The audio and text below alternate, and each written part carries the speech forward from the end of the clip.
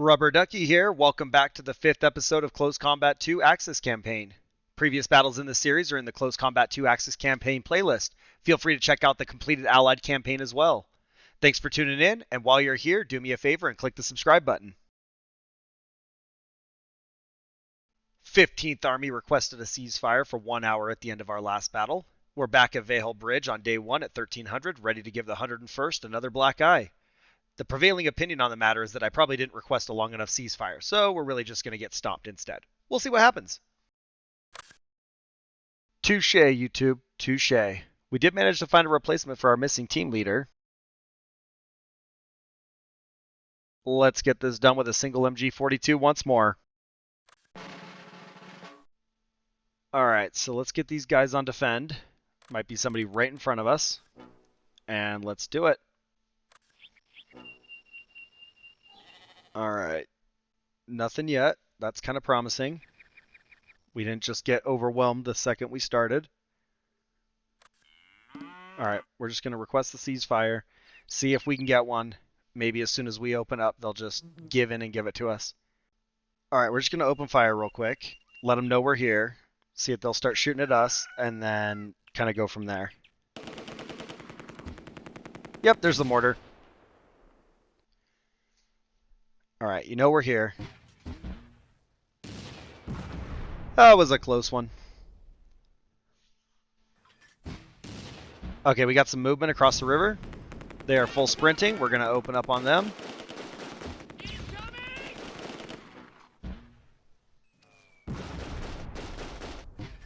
Alright. These guys are on the bridge. We're going to see if we can pick them off. Okay, we got one. Okay, so the ceasefire worked great here. I considered removing it until we had a few kills, but I was worried about staying in the fight once more and tempting fate. So we're going to stick with this. We're also going to go with an overnight ceasefire here and hope to be better equipped. We did manage to get 2 more kills without any losses or injury. Brunner is off to a solid start after making it through his first day. Well, that will wrap this one up, so thanks for watching. Just kidding. We're totally taking the next fight.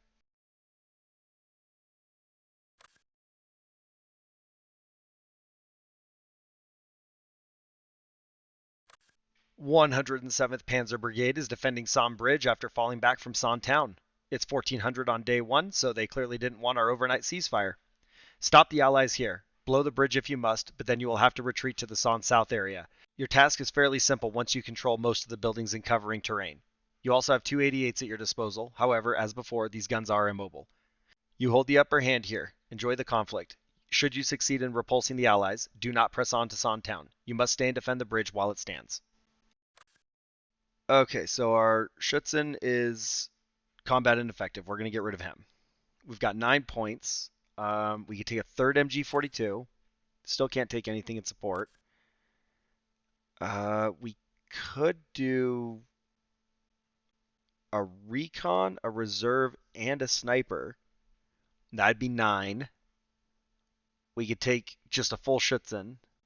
The recon's also 3, so we could throw that in there with the Schutzen. That'd give us 9 total and give us a little bit more flexibility with our units. We'd have 4.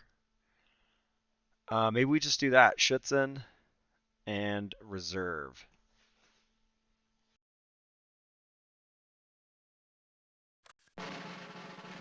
Okay, so what do we got? Flak, you're going to go to defend. This flak on defend. And now we got to figure out where to put these guys. I'm considering going all behind the bridge, but I don't want them to take the bridge. You know, like I don't know how long the timer is going to be, so I kind of need to slow him down. But MG42 in that 2-story, he's kind of at the front. He can have some wide angles of fire. What else do we have? I don't know if I'm leaving the Schutz in there. I just moved him out of the way. Let's see, another MG42. I don't know that I like him in this single story, though, right next to the forest. These guys can't support him, so they definitely can't stay there. We move the Schutzen out of the way. Let's throw them in this 2-story down here. Plenty of space for them. And our MG42 and reserve team are still up here. Let's see. What if we put this reserve with the bottom MG42? They can kind of spot as well as be extra firepower. This MG42, I don't know. In this 2-story, they can't see anything. In the 1-story, they also can't see. What is blocking his view? The bush? Shoot what's behind the bush. The crate? Okay. Yeah, so that's not a great spot. Can we get them all the way down here? That's a little better, but anything north of the garrison HQ they can't really hit. And because of this tree, they can't really support to the south. I don't know that I like this very much either, but it might be our better option. It puts 2 guns on the garrison, so maybe we just do it. Okay, so what do we got? It's too quiet.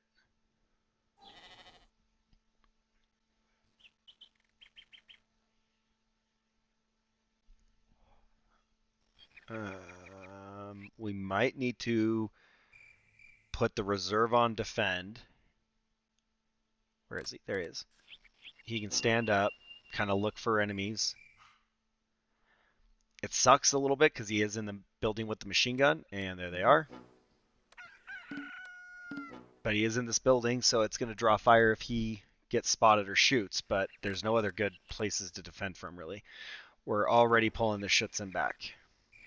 They just, like, bum rushed across that field. So I already don't like this strategy. I should have just stuck with my first idea and stayed on the other side of the bridge and just tried to keep them back. Okay. 88's doing his thing. There we go. Okay, we can't hit them. That would be a good shot, but, you know, can't shoot through the tree. Let's see. We got guys crawling over the hedges down below. One guy out in the field. Can we kill that guy? There we go. BAR. Mess him up. There we go. Killed that whole team. Alright, get across the bridge.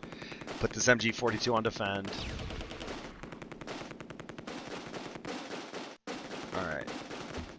Come on, Schutzen. Get across the bridge. Alright. They've got a reserve up top. And a couple rifle squads, but nothing too crazy. So we got to hold for 6 more minutes. We probably can do that.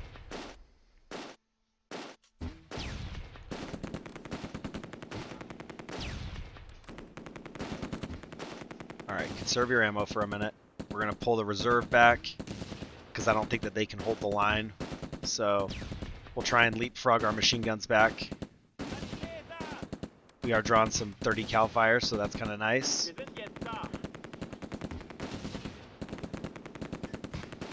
At the rate the reserves are moving, though, whew, it's going to be a rough fight because they are full-blown coming right now. All right, we got Bazooka Bob out here. He's not going to make it. Come on, there's one of them. Oh, Homeboy's going to be in the garrison HQ now. No?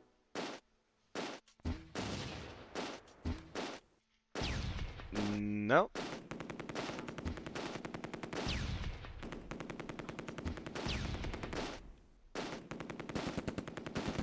Okay.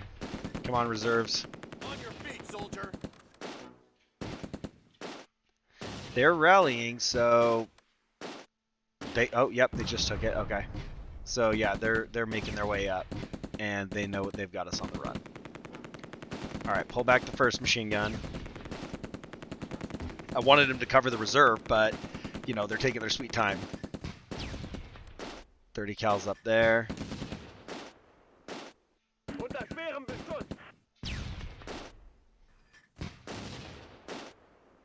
Okay.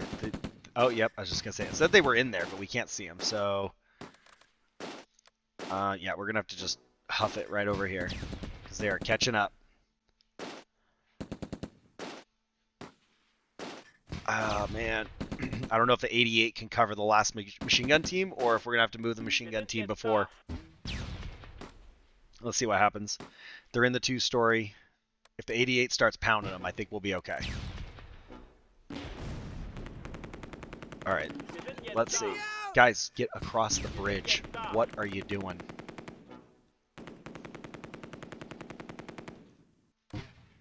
I mean, 1997, I understand that. A little bit better pathing, though. Bridges really do seem to be a problem. They just can't cross paths.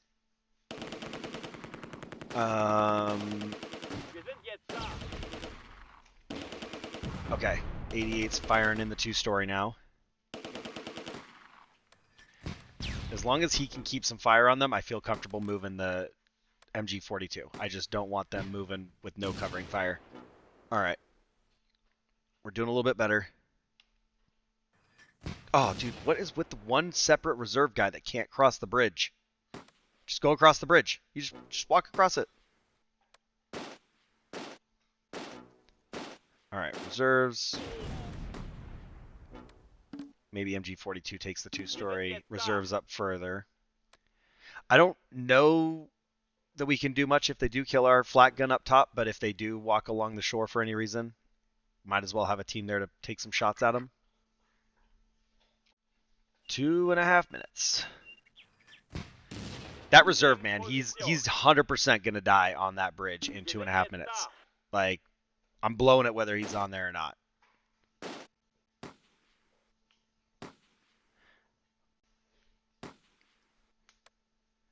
All right, you guys just kind of hang out for a minute.